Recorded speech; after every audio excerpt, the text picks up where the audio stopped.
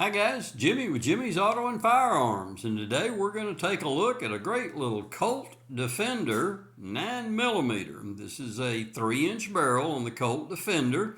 It's a part number 07002D. It's a stainless finish. Now this is a lightweight version, and this gun has been modified. I've owned this gun for 2 or 3 years, and I bought it and the modifications had already been done to it when I acquired the gun. But first off, let's show you that this is a fully safe, fully unloaded, nothing in the chamber and nothing in the magazine firearm. So anyway, back to the gun. It is the lightweight version. So this frame was an alloy.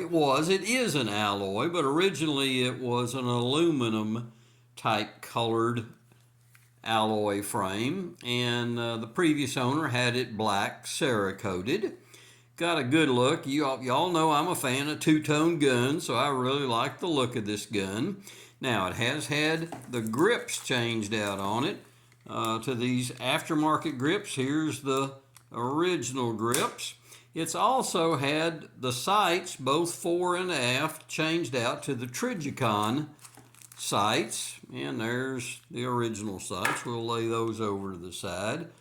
But again, it's got the Trijicon front and the Trijicon rear sights on this firearm. So it is 9mm and just an outstanding looking gun.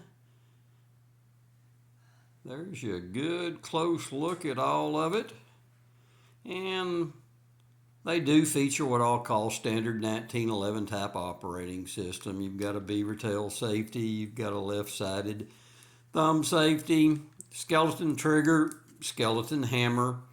Good looking firearm. Here's your one last look at it.